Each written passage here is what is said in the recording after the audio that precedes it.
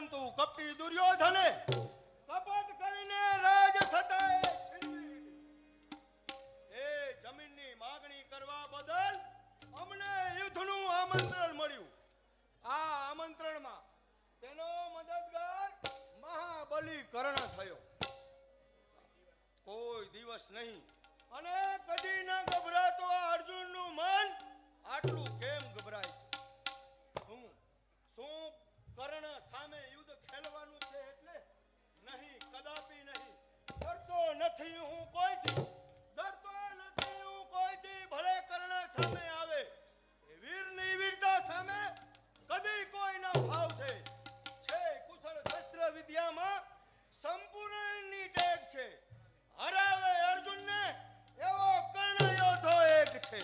નથી સોંપતા બાણા વળી અર્જુનના મુખમાં આવા શબ્દ નથી સોંપતા. નવાઈની વાત છે કે આજે કેસરી સિંહ શિયાળથી ગભરાય છે. મહારથી જે રણ તણો આજે સૈનિકથી ગભરાય છે. યુદ્ધમાં જીતે તને એવો મર્દ ન દેખાય છે. નિર્માલ્યા વર્તનથી ગાંધી ઉપર શરમાય છે.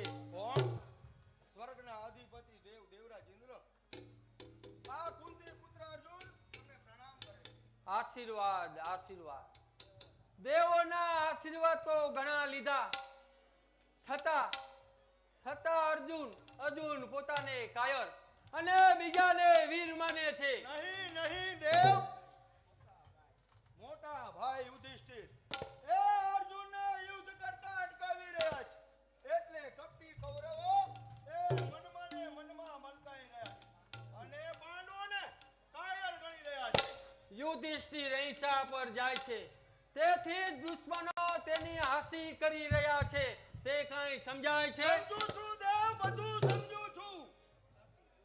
આખી દુનિયા જાણે છે કે હસ્તિનાપુરની પવિત્ર ગાદી ઉપર ખરા હકદાર તો પાંડવો હતા.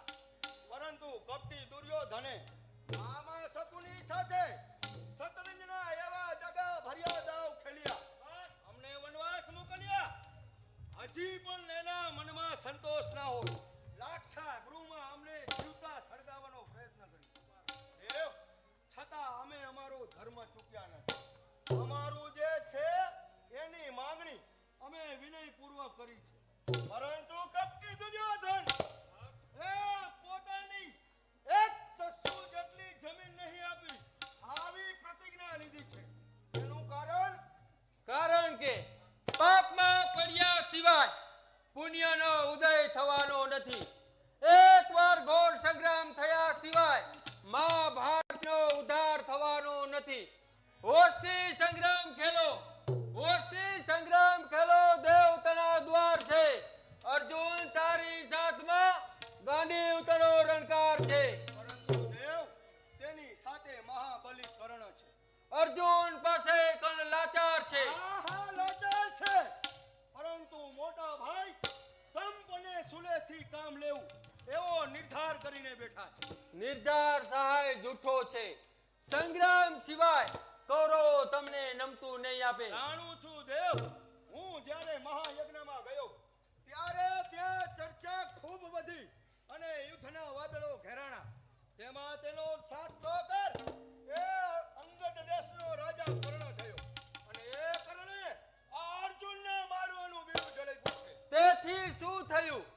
સંગ્રામનો સમ્રાટ મનાતો ગાંડી ઉધારી અર્જુન તેનાથી ગભરાય છે? નહીં, કદાપી નહીં. પરંતુ અર્જુનના મનમાં કર્ણ પાસે જે વરદાન છે તેના સતત વિચારો ઘૂમ્યા કરે છે.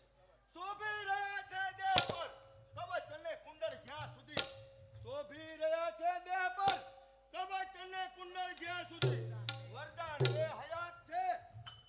પાછો પડે ન કરે ત્યાં સુધી. તે સત્ય છે અર્જુન.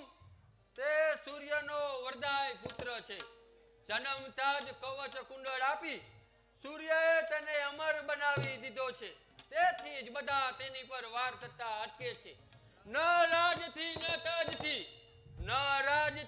તાજથી ન સન્માનથી ન અપમાનથી હર પડે મૃત્યુ નિશ્ચિત છે એ સૂર્યના વરદાનથી. જાણું છું દેવ, જાણું છું. એટલે જ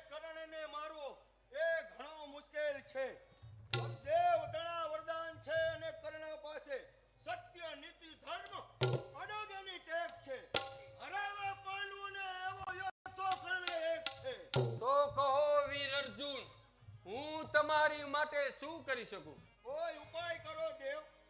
હા, યજ્ઞના સમયે કર્ણે પ્રતિજ્ઞા લીધી છે કે જ્યાં સુધી અર્જુનને નહીં મારું ત્યાં સુધી અન્ન નહીં લો. આંગણે આવેલ યાચકને પાછા નહીં જવા દો. તો હું તમારા ખાતર યાચકનો વેશ ધારણ કરીશ. જે કવચ કુંડળનો તમને ભય છે તે બંને વસ્તુ છળ કપટથી હરી લાવીશ. કરશો કદી ઇનકાર, કરશો કદી ઇનકાર તો ધર્મ સૌ હરી જશો. અગર કવચ કુંડળ તમે ચરણોમાં હાજર થશે, અંતે યુદ્ધમાં ગાંડી ઉપતિ તારો થશે. આશીર્વાદ.